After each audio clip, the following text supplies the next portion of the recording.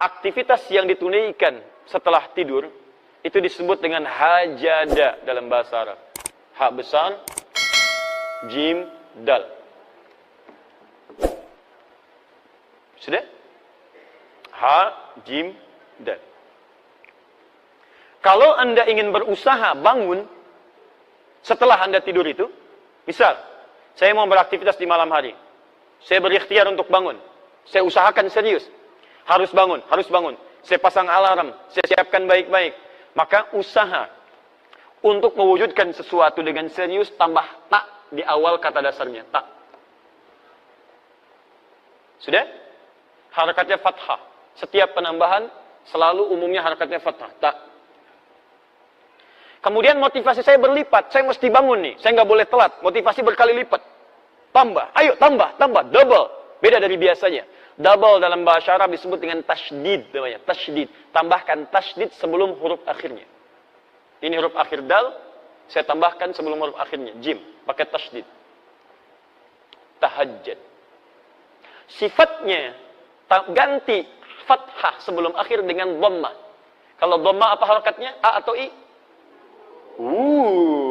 Saya cek dulu. Kalau fathah apa? A. Kalau kasrah?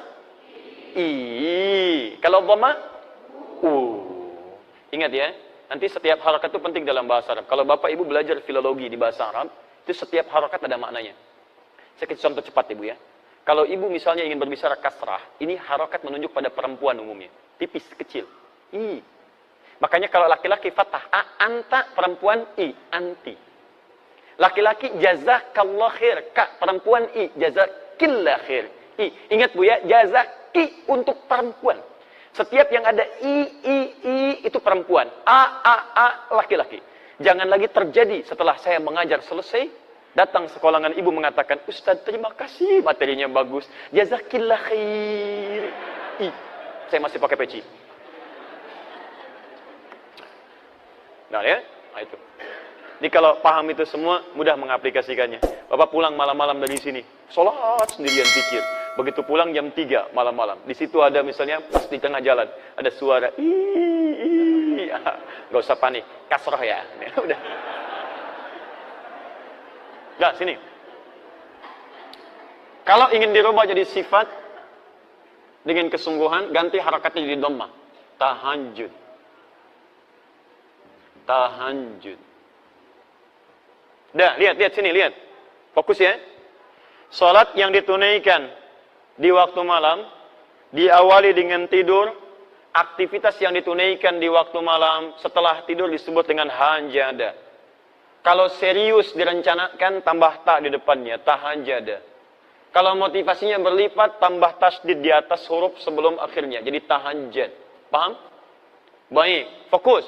Sifat kesungguhannya disebut dengan tahajud. Pakai tasdid, harakatnya diganti jadi dhammah. Saya kembalikan ke sini. Fokus lihat baik-baik, saya kembalikan. Salatnya siang atau malam? Malam disebut apa tadi? Malamnya sepenuh malam atau sebagian malam? Sebagiannya sebelum tidur, setelah tidur? Setelah. Kalau ingin mengatakan sebagian malam, bahasa cepatnya tambah min sebelum kata lailnya. Minal lail. Paham? Kalau lail sepenuh malam, kalau minal lail sebagian malam. Sekarang buka Quran surah ke-17 ayat 79, paling kiri sebelah atas. Saya ingin Anda paham dulu ini, setelah itu kita baca Qurannya. Nanti ada cara berbeda saat kita membaca Quran. Lihat sini. Sudah ditemukan? Paling kiri sebelah atas, Quran surah 17 ayat 79. Saya sarankan dalam setiap kajian, Anda siapkan mushaf ya, supaya kita agak nyambung. Wa minal laili fatahajjad bih. Ada? Lihat, wa minal lail, ada minnya. Masih ingat tadi, kalau min itu sepenuh atau sebagian? Sekarang perhatikan cara mengartikannya. Wa minal lail, kata Allah, dan dari sebagian malam itu. Saya nggak tuntut Anda mengerjakan sepenuh malam, kata Allah, nggak usah, sebagian malam aja. Silahkan kamu istirahat dulu, tidur dengan nyaman dulu, lalu fatahajjad bi. Lalu, ingat, Allah tidak mengatakan hajat, fahajat, bukan, tapi pakai ta. Ta, ketika menggunakan ta, masih ingat tadi, ta menunjuk pada suatu rencana yang serius, dengan persiapan yang baik, dengan usaha yang baik. Alhamdulillah. Perhatikan, Fatahajjad bi, tahajjad. Maka rencanakanlah, siapkanlah dengan serius untuk bangun di sebagian malam itu. Jadi kalau Anda ingin tunaikan tahajud, kata Quran, jangan cuma sekedar bangun. Kalau cuma bangun, jangankan Anda, orang nonton bola pun bangun dia. Coba silakan, yang paling serius. Orang mau nonton bola aja begitu serius. Malam nih, malam, MU ketemu Sevilla nih. Oh, siapin. Jamnya jam berapa? Jam 2:30 waktu Indonesia. Pasang alarm sampai 3 kali, Pak. 3 kali, dari 1:30. 1:30, 1:30, 1:45, jam 2. Alarm pertama, matikan alarm kedua. Alarm kedua, matikan alarm ketiga. Itu untuk nonton bola. Hasilnya kosong-kosong. Ya. Dan saya nggak nonton, nggak ada kerjaan. Ya. Fokus lihat sini, lihat. Jadi ada orang yang untuk aktivitas dunia saja, dia begitu serius. Makanya Allah tantang kita, hei kamu, kenapa untuk mengejar akhirat kamu tidak serius? Kenapa cuma sekedar bangun? Kalau pengen tahajud, kamu siap-siap dulu, rencanakan jam berapa mau bangun. Tadi, ibu mau sholat jam berapa contoh? Jam berapa mau sholat? Halo? 2:30. Jam berapa? 2:30, 2:30. Kalau Anda mau sholat jam 2:30, berarti kan mustahil bangunnya jam 2:30. Sholatnya jam 2:30, pasti bangunnya sebelum 2:30. Jam berapa bangunnya? Belum tentu. Kan Anda harus melalui 5 fase tadi. Saat bangun, duduk dulu.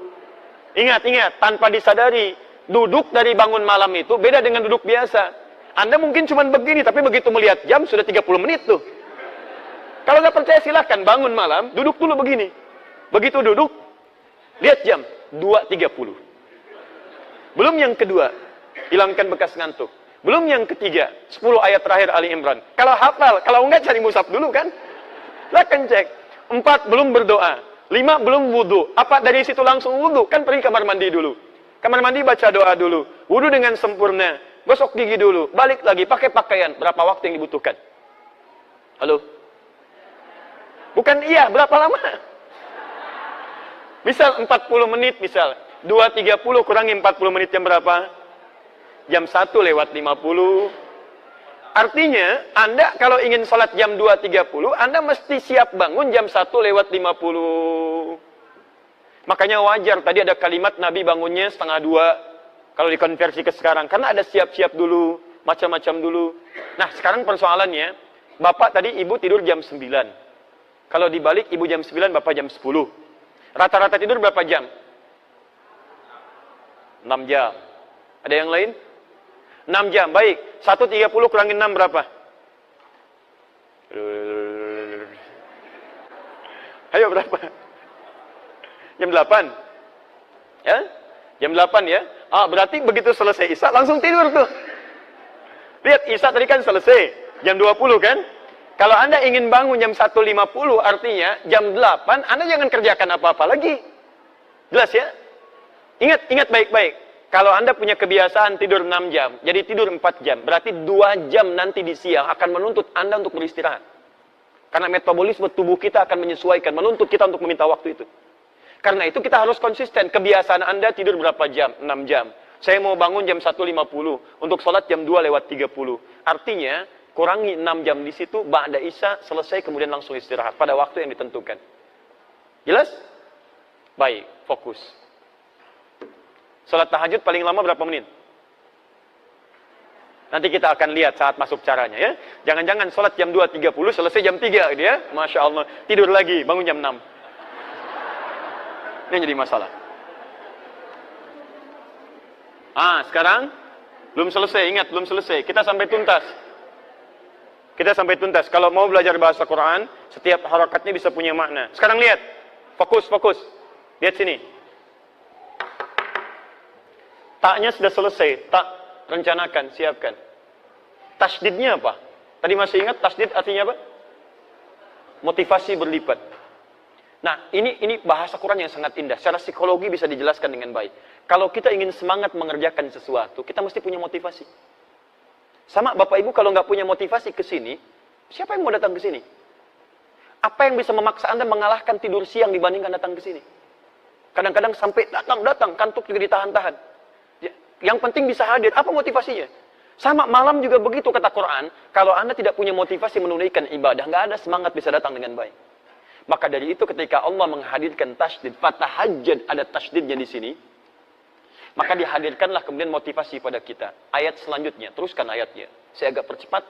Orang yang merencanakan tahajud dan dia tunaikan dengan sempurna, selain mendapatkan keutamaan yang tadi saya jelaskan, ditambah oleh Allah dengan 4 keutamaan lain. Allah berikan 4 keutamaan pada orang yang tahajud yang tidak diberikan pada yang tidak tahajud. Jadi kalau Anda sholat fardu yang 5 waktu, khusyuk sholatnya, sampai menangis, sampai khusyuk luar biasa, tapi Anda tidak tahajud, Anda tetap tidak akan mendapatkan 4 kemuliaan ini. 1. Saya pindahkan sini. Apa motivasi yang bisa membuat kita kuat menunaikannya? 1. Asa ayyab'athaka rabbuka maqaman mahmuda. Teruskan ayatnya. Jadi Quran surat 17 ayat 79 sampai dengan 80. Teruskan. Wa minal laili fatahajjad bihi nafilatan lak. Ayo, di antara sebagian malam, jangan semuanya. Kamu tidur dulu, istirahat dulu. Dan rencanakan yang serius, hadirkan motivasi untuk menunaikan sholat di malam hari. Tahajud. Itu memang cuma nafilah kata Quran, tambahan. Hukumnya sunnah. Tapi lihat, 1. Walaupun cuma nafilah hukumnya sunnah, asa ayyab'athaka rabbuka maqaman mahmuda. Orang yang konsisten menunaikan ibadah ini, maka Allah akan berkenan mengangkat derajat atau aktivitasnya di tempat yang terbaik. Singkatnya, orang yang rajin tahajud akan diangkat derajatnya oleh Allah dengan menempatkannya di karir terbaik dalam aktivitas kehidupannya. Karir terbaik.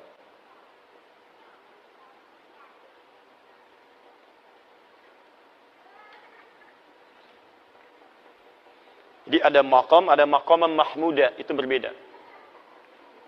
Kalau maqam, itu sifatnya umum. Ya. Nilai kebaikannya bisa dipandang mulia, tapi juga bisa dipandang dipersoalkan oleh orang lain. Misal, Bapak naik posisi. Misalnya ada promosi jabatan jadi direktur. Naik ya, karirnya naik. Berarti dapat maqam tuh, dapat kedudukan. Apakah kedudukan yang dititipkan oleh Allah pada Anda bisa otomatis membuat orang lain senang? Belum tentu. Kok dia yang diangkat ya? Padahal dia baru masuk kemarin. Dia junior saya dan sebagainya. Nah, itu maqam. Tapi ada yang kedua. Begitu orang ini diangkat, semua mengatakan memang dia yang layak untuk mendapatinya. Dia yang layak. Sulit bagi orang mempersoalkannya. Mau cari celah nggak bisa. Karena semuanya sudah menutup celah-celah keburukannya. Bagus tuh. Nah, itu yang disebut dengan maqam mahmuda. Susah. Mau dihapus saja susah. Mau dibolak-balik papan tulisnya nggak bisa tuh. Ya. Pas di situ. Misal, itu maqaman mahmuda. Nggak apa-apa. Sudah? Baik, jadi orang yang rajin tahajud, ini nasihat saya.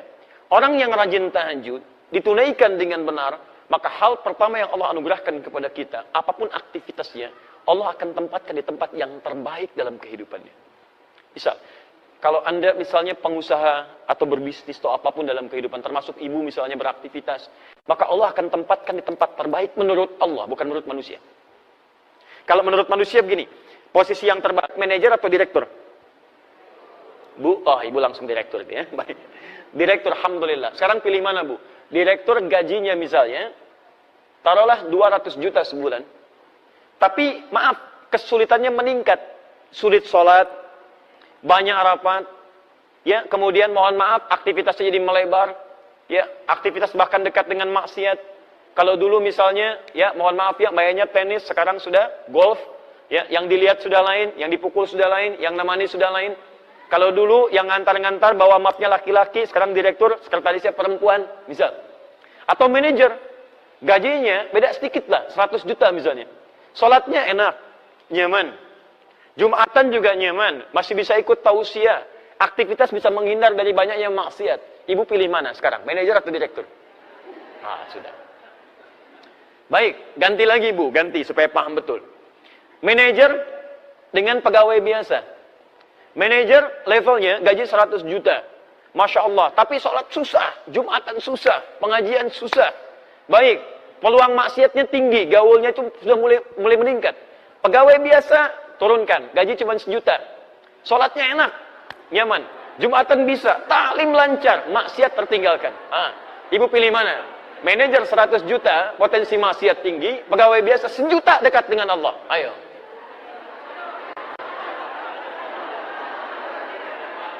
Ya pilih yang ketiga Pak, manajer tapi dekat dengan Allah katanya. Nah, kadang begini, Pak. Kadang-kadang dalam kehidupan itu seperti itu. Ada yang levelnya ingin tinggi, kata Allah, kamu jangan di sini. Kalau kamu naik ke sini, kamu cuma keinginan, tapi ke depan kamu tidak tahu apa yang terjadi. Jabatan ini banyak diincar, tapi peluang keburukannya banyak. Banyak proyek yang tidak jelas. Di pergaulannya akan banyak maksiatnya. Kamu akan tertinggal banyak ibadahnya. Maka Allah tempatkan Anda, bahasa orang lain cuma wakil. Tapi wakil itu, dunia dicukupkan, akhirat enak, keadaan nyaman. Bukan berarti nggak sampai level tertingginya, bukan. Tapi Allah memberikan karir terbaik menurut Allah Subhanahu wa Ta'ala. Itu yang disebut dengan maqam mahmudah. Paham ya? Baik, saya pernah berikan ini, nasihat ini pada seseorang, dan luar biasa, Pak, karirnya cukup bagus, dan hebatnya, setiap kali akan promosi jabatan, orang keluarkan biaya, ini, itu, masuk ke DPR, kemudian diuji lagi, keluar biaya ini, itu, orang ini tidak. Nggak pernah mengeluarkan uang sepeser pun. Walaupun kedudukannya tinggi, tapi nggak pernah mencapai level yang tertinggi. Direktur utamanya tidak. Wakil direktur. Tapi alhamdulillah, nikmat juga, kerjaan nyaman, ya, dan ditunaikan ibadah dengan baik. Paham ya? Masya Allah. Ya kalau bisa direktur dengan tahajudnya itu lebih bagus kan? 2. Itu baru 1. Oh, sebentar. Sebelum kedua, saya lihat juga teman-teman yang mahasiswa. Saya pernah praktekkan ayat ini saat sedang belajar. Itu Masya Allah itu ya. Ada perbedaan. Saran saya, kalau Anda masih belajar, juga kita beraktivitas, tolong jangan tinggalkan tahajud. Akan ada bedanya. Semua orang-orang pintar, orang-orang hebat, termasuk tokoh-tokoh kita. Ya, mohon maaf, pendahulu-pendahulu kita, orang-orang hebat, luar biasa, pendiri negeri ini, itu demi Allah saya katakan, mereka hampir tidak pernah meninggalkan tahajud. Anda kenal Jenderal Sudirman? Kenal di mana? Luar biasa. Itu Masya Allah. Ya, beliau ketahanan hidupnya luar biasa, bergelir ya, sebagian dari tubuhnya, bagian organ pentingnya sudah hilang. Tapi tahukah Anda, kalau beliau senantiasa berzikir di hadapan Allah Subhanahu wa Ta'ala, bangun malam menunaikan ibadah, berdoa dengan baik dan sebagainya, bagaimana anugerah Allah kepada beliau? Kiai Haji Agus Salim menguasai berapa bahasa, diplomat paling ulung, beliau menjaga syariat, bagaimana bangun malamnya? Silahkan cek. Para pendahulu kita luar biasa. Saya tidak mengambil contoh di luar supaya menghidupkan kebiasaan di bangsa kita. Sekarang kita butuh orang baik. Yang pintar sudah banyak. Berapa banyak ahli hukum yang dihukum? Banyak. Berapa banyak ahli ekonomi yang belum bisa mengangkat ya kehebatan ekonomi kita? Yang kita butuhkan sekarang orang pintar yang mulia, yang baik. Maka kita ambil contoh orang dulu untuk kita hidupkan di masa kini. Anda kalau tidak percaya silahkan cek menteri-menteri di awal masa-masa Indonesia. Bagaimana mereka tawadhu'nya. Bagaimana mereka hidup dengan bersahajanya. Siapa Bung Hatta? Anda cari lagi. Bagaimana beliau begitu jujurnya sampai ditanamkan pada putrinya. Ketika menerima kertas akan nulis surat, kata bapaknya, ini kertasnya kertas siapa? Kertas dari KBRI saya pinjam. Jangan gunakan fasilitas negara untuk kepentingan pribadi. Anda bisa bayangkan, putrinya mau menulis surat kepada bapaknya, menggunakan kertas untuk kertas negara. Di KBRI dia mau pinjam. Kata bapaknya, jangan gunakan kertas negara untuk kepentingan pribadi. Anda bisa bayangkan.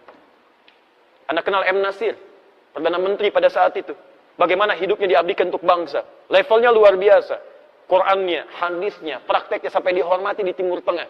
Hanya cukup kalimatnya bisa menggerakkan Timur Tengah pada saat itu. M. Nasir. Tahukah Anda setelah selesai jabatannya cuma sepeda yang ditenteng di tangannya. Dan tidak memiliki rumah pada saat itu. Itulah yang kita butuhkan saat ini. Makanya bangsa kita terangkat mulia. Dan saya punya keinginan kita berubah jadi baik. Ketika kita baik, semua akan terangkat dalam kebaikan. Itu poinnya. 2. Wa qur rabbi adkhilni mudkhala sidqin. Dan katakan Muhammad, Rabbi adkhilni mudkhala sidqin. Ya Allah, mohon bimbing aku mengawali pekerjaan dengan baik. 1, mendapatkan karir terbaik. Saya terjemahkan pakai terjemah balaghah ya, bukan terjemah biasa. Ya, kalau terjemah biasa mungkin bisa beda kelihatannya. Saya terjemahkan pakai terjemah ilmunya, pakai balaghahnya. 2, mendapat bimbingan Allah. Bimbingan Allah. Bapak kerja dibimbing pimpinan, mudah pekerjaan. Siapa yang tidak mudah dibimbing Allah Subhanahu wa Ta'ala? Dan lihat bedanya ya. Jadi kalau Allah bimbing seorang hamba, bimbingan itu disebut dengan hudan namanya, hudan. Ada yang sifatnya meningkatkan keimanan, jadi iman semakin kuat. Punya kecenderungan untuk mendekat pada Allah. Contohnya Quran, surah ke-18, ayat ke-13, untuk para pemuda. Ada pemuda yang dibimbing Allah, meningkat keimanannya. Disebut dengan Ashabul Kahf. Innahum fityatun amanu birabbihim wazidnahum huda. Ya, ada pemuda yang keimanannya bertambah karena mendapat petunjuk Allah Subhanahu wa Ta'ala. Ada kedua, hudan di situ adalah bimbingan untuk meningkatkan ibadah. Ada perubahan dalam hidup, seakan-akan sekarang ingin rajin ibadah. Dulu cuma salat fardu sendirian, sekarang pengen berjamaah, pengennya di masjid. Dulu jarang baca Al-Quran, sekarang pengen baca Quran, bahkan pengen menghafal, pengen sedekah, pengen puasa sunnah. Itu juga hudan yang kedua. Dalilnya di Al-Baqarah ayat 2 sampai dengan ayat yang ke-5-nya. Dzalikal kitabu la raiba fih hudan lil. Ketika hudan disebutkan pada muttaqin, apa bentuknya? Peningkatan amal saleh. Alladzina yu'minuna bil ghaib wa yuqimunas shalah wa mimma razaqnahum yunfiqun, dan seterusnya ayat. Ada hudan yang ketiga, ini yang paling dahsyat. Bimbingan Allah dalam semua level kehidupan. Bahkan bimbingannya nempel begini. Perhatikan sini. Ini apa? Ini apa? Mic. Spidolnya di mana? Di atas mic. Sekarang spidolnya di mana? Di atas mic. Dua-duanya di atas. Perbedaannya apa? Menempel dengan tidak. Kalau seperti ini, kita katakan dalam bahasa al-qalam fawqa mikrofon, fawqa mukabbirus shaut. Spidol berada di atas mikrofon. Tapi kalau kita katakan begini, kalimatnya berubah. Al-qalam ala mikrofon. Ala. Spidol berada di atas, nempel dengan mikrofon. Perhatikan, kalau saya taruh di atas begini menggantung, mikrofonnya saya geserkan begini, tetap ininya menggantung kan? Menggantung, menggantung, menggantung. Kalau saya terpisah jauh berarti sudah terpisah dari sini kan? Lihat sini. Ini di atas. Saya geser sini, ini masih di atas. Saya geser sini, masih di atas. Tapi kalau saya geser begini, sudah terpisah. Tapi kalau begini, mau digeser kemanapun, ikut dia. Ada orang-orang yang menempel dengan bimbingan Allah Subhanahu wa Ta'ala. Nempel. Di kemanapun dia berada, bimbingan Allah menyertai dalam kehidupan. Ala. Bimbingan disebut hudan, pedoman. Yang menempel disebut dengan ala. Quran surah kedua, ayat yang kelima. Paling kiri sebelah bawah. Ulaika ala hudan. Bukan fauqa hudan. Ala hudan min rabbihim. Ada orang-orang yang berikhtiar mengerjakan amalan-amalan sampai melekat padanya bimbingan Allah Subhanahu wa Ta'ala. Siapa di antara orang-orang itu? Kalau ingin jalan pintas, dekati Allah lewat tahajud. Asa ayyab'atsaka rabbuka maqaman mahmuda wa qur rabbi adkhilni mudkhalas sidqin. Ya Allah, mohon masukkan aku dari tempat awal yang baik. Maksudnya bimbing saya setiap mengerjakan aktivitas. Bukan cuma bekerja, Pak, bukan cuma belajar, bukan cuma di rumah tangga, Bu. Lihat sini. Bukankah kita saat bangun tidur mata mulai melihat? Ada orang yang ketika melihat langsung dibimbing oleh Allah bagaimana cara melihat yang baik. Makanya mata orang yang dibimbing oleh Allah tidak akan pernah melihat yang tidak baik. Begitu melihat yang tidak baik, dia palingkan. Coba Anda saat bangun tidur apa yang dilihat? Hah? Belum tentu, bisa handphone. Lihat, oh ada WA masuk nggak malam ini? Baru bangun sudah handphone yang dilihat. Apakah ketika Anda melihat handphone semua gambar di situ baik-baik? Ada iklannya, ada yang tidak baiknya. Begitu Anda melihat yang tidak diperkenankan oleh Allah, begitu dilihat, Allahu Akbar, astagfirullah, sudah, cari, palingkan. Anda di jalan, berapa banyak gambar-gambar yang terbuka auratnya, gambar yang tidak baik. Kalau mata kita dibimbing oleh Allah, seketika kita palingkan. Dan hebatnya nanti, mata ini akan senang pada yang mulia saja. Melihat orang sedang baca Quran, kapan saya bisa membaca seperti itu? Melihat orang ikut ta'lim, ya Allah, saya belum ada kesempatan. Ya Allah, dekatkan saya pada tempat yang mendekatkan saya pada ta'lim. Terus, dan indah. Begitu melihat maksiat, astagfirullah, palingkan. Telinga begitu. Dengar yang baik, dekat. Dengar yang tidak baik, jauhi. Sampai ke ujung kaki. Dan hebatnya, Pak, ini. Terutama tangan. Mustahil bisa berbuat maksiat. Anda bekerja, pertanyaan saya, berapa kali organ tubuh kita berbuat maksiat dalam hidup? Ibu sih judulnya taklim, tapi berapa kali dalam taklim membicarakan orang lain? Saya tidak, Ustaz, alhamdulillah, tidak seperti ibu itu tuh. Sama. Sama. Berapa kali pelaku taklim saling mencela satu dengan yang lainnya? Bikin status yang tidak baik. Jangan bicara yang umum-umum lah, yang taklim aja dulu. Katanya taklim, merubah diri lebih baik. Tapi kenapa setelah taklim jadi semakin tidak baik? Orang dulu jahiliyah banyak bertengkar, setelah taklim rukun. Aus dengan Khazraj 120 tahun, dendamnya kesumat tuh, luar biasa. Sampai turun Quran melukiskan bagaimana dendam mereka. Kalau disediakan materi semuka bumi untuk mengupas itu, menjadikan mereka nyatu kembali, kata Quran nggak akan bisa, saking kesumatnya dendamnya. Turun Quran surah ke-8 ayat ke-63. Lau anfaqta ma fil ardi jami'a ma alafta baina qulubihim. Kalau engkau infakkan semua yang kau miliki di bumi, nggak akan bisa nyatukan mereka. Tapi apa yang terjadi? Allah yang menyatukan mereka dengan risalah Al-Quran. Diajarkan oleh Nabi, dipersatukan lewat sunnah Nabi. Quran, sunnah yang musuhan 120 tahun bisa selesai pada saat itu. Anda baru ikut ngaji Quran, sunnah, 12 menit langsung mencela orang lain. Kenapa? Apa yang salah gitu? Coba cek lagi teman-teman sekalian. Dikembalikan. Quran itu membuat kita lembut. Kalau memang buruk, wajar untuk dicela. Keburukan wajar dicela. Tapi celaan itu menghadirkan kebaikan dalam kehidupan. Bukan penjauhan. Assalamualaikum. Besok aja ya. Besok aja. Kok nggak dijawab? Beda manhaj. Ya, tapi kita tidak perlu mencela orang lain. Artinya ada evaluasi untuk kita semua. Antum jangan mencela juga. Kalau mencela apa bedanya? Apa bedanya? Di celaan jangan dibahas dengan celaan. Ada celaan kita doakan dengan baik. Kita ajak dalam kebaikan, ajak dengan kelembutan. Dan jangan paksa orang. Tugas kita hanya mengingatkan, bukan memaksa.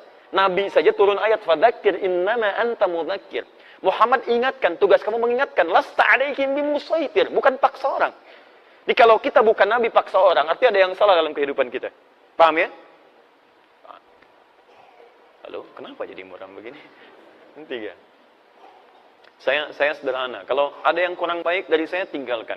Ada yang baik, silahkan ambil. Dan saya pun tidak paksa. Kalau ada bermanfaat, silahkan. Tidak baik, tinggalkan. Cari guru yang lain yang lebih baik mengajarkan, insya Allah. Sehingga hati kita tenang. Jangan sampai belajar, tapi hati nggak tenang. Ya. 3. Wa akhrijni mukhrajas sidqin. Diberikan solusi terbaik saat ada persoalan. Solusi terbaik. Masya Allah. Luar biasa.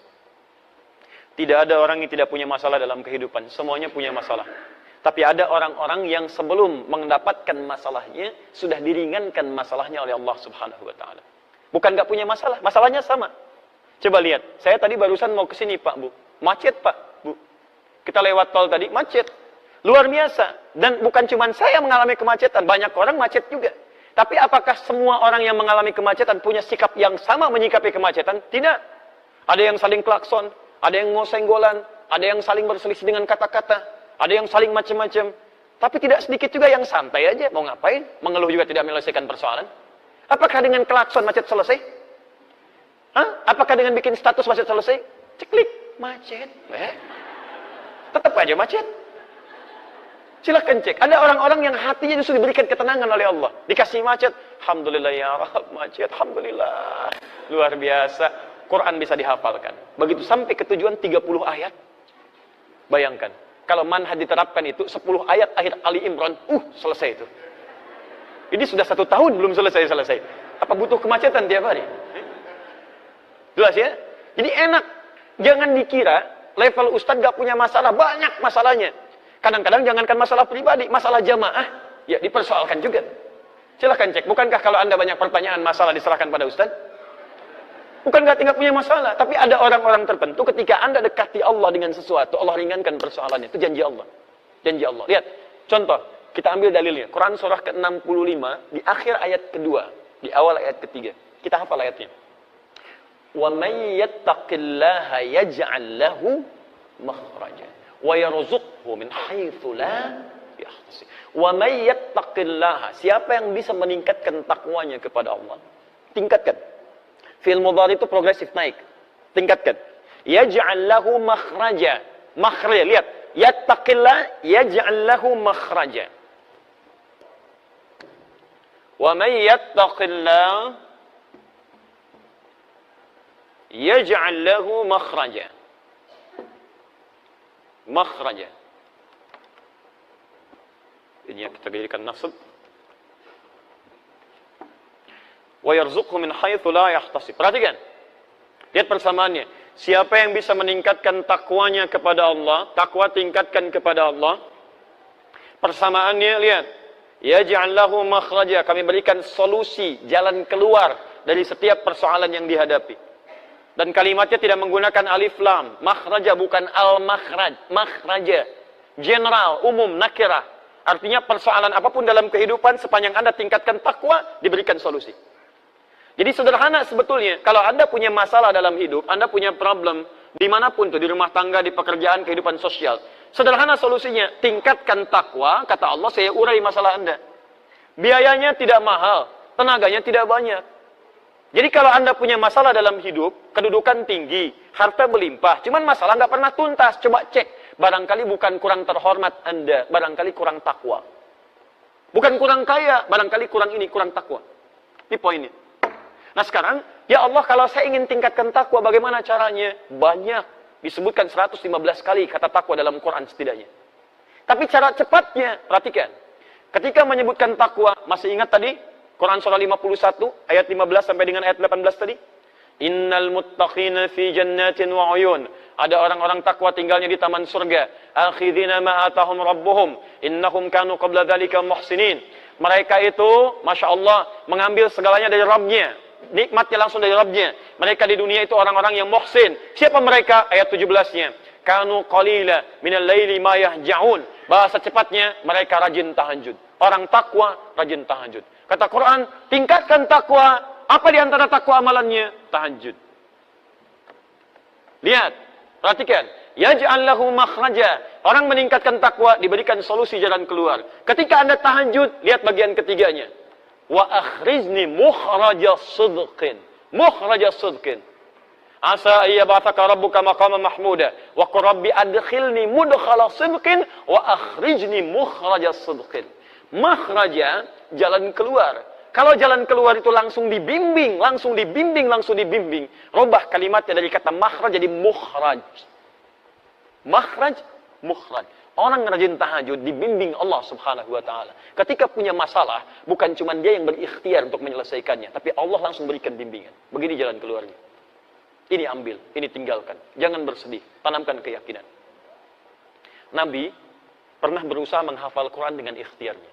Jadi begitu ayat Quran turun, itu beliau punya keinginan cepat menghafalkannya. Cepat, cepat, cepat, cepat. Tapi apa yang terjadi? Allah berikan solusi. Bahkan langsung turun ayat Quran surah ke-75. Ayat 22 sampai 23. Ayat 16 sampai 18, maaf. Ayat 16 sampai 18. Lihat kalimatnya. La tuharrik bihi lisanaka lita'jala bih. Muhammad, kamu gak usah cepat-cepat menggerakkan lisan untuk sekedar ingin cepat menghafalkannya. Biasanya para penghafal kalau ingin segera cepat menghafalkan kan suka cepat mengucapkannya kan? Inna fi khalqis samawati wal ardi wa ikhtilafil laili wan nahari la ayatin li ulil albab, la ayatin li ulil albab, la ayatin li ulil albab. Diulang gitu kan? Tayyib. Lihat sini. Nabi Muhammad tidak. Muhammad jangan cepat-cepat gerakan lisan untuk cepat menghafalkannya. Inna alaina jam'ahu wa qur'ana. Biarkan kami yang menghimpun Quran dalam jiwamu. Fa idza qara'nahu. Bagaimana cara menghimpunnya? Allah akan bimbing bacaannya. Jadi begitu dibacakan, dibimbing, fattabi' Qur'ana. Kamu ikuti saja bimbingan bacaan itu. Jadi ada orang-orang yang menghafal Qur'annya, bukan cuma dia berikhtiar menghafal, tapi Allah tanamkan bacaan Qur'annya. Jadi ketika dia baca ada bimbingan dalam jiwanya. Cepat seakan-akan mengalir begitu deras. Kami pernah ambil manhaj ini, diterapkan kemudian dan jadi buku, itu yang kita bahas setiap pekan, setiap Kamis malam Jumat lewat Akhir TV ba'da maghrib. Dan jadilah kemudian pedoman menghafal Quran dalam 30 hari. Sekarang Pak, ada perlomba-lomba orang menghafal Quran, bukan hitungan masa 2 tahun lagi. Ada yang 27 hari, ada yang 25 hari. Saya bermohon pada Allah, semoga Anda termasuk bagian darinya insyaAllah. Dan tidak cukup dengan amin. Mulai dulu menghafal. Mulai. Ya, ambil, kan kita sudah bagikan bukunya gratis itu ya. Lihat sini, fokus teman-teman. Apa amalan Nabi, sampai Allah berkenan, memudahkan urusannya, gak usah capek. Apa amalannya? Ternyata salah satunya, bukankah Nabi orang yang paling kuat tahajudnya? Bukankah Nabi orang yang sampai bengkak-bengkak dalam rakaat pertamanya? Nanti saya bahas ketika sampai pada caranya.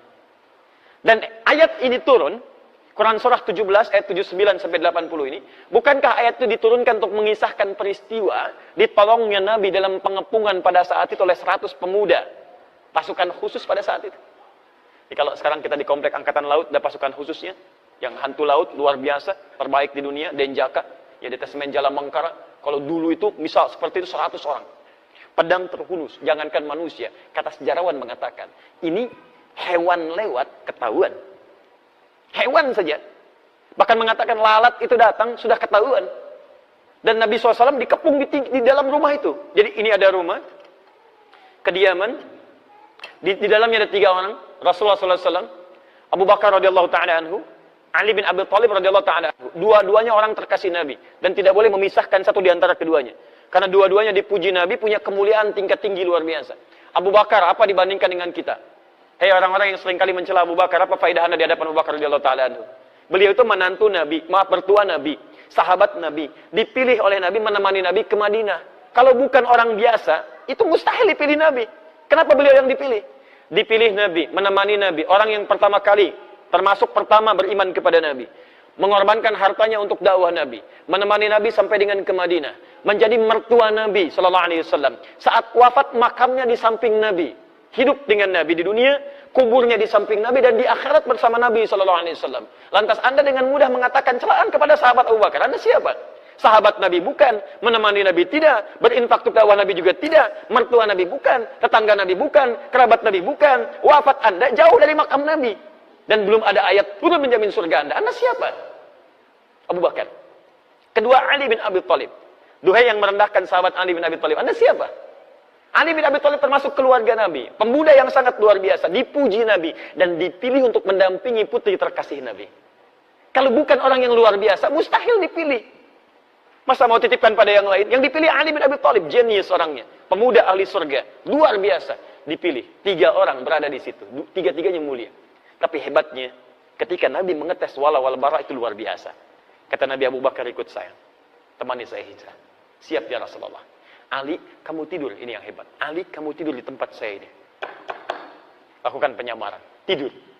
Dan itu kan tempat tidurnya Nabi yang diincar taruhannya nyawa. Dan hebatnya sahabat Ali tidak protes. Sayyidina Ali radhiyallahu ta'ala enggak protes. Ya Rasulullah, jangan saya lah. Abu Bakar aja yang tuaan dikit. Misalnya tidak.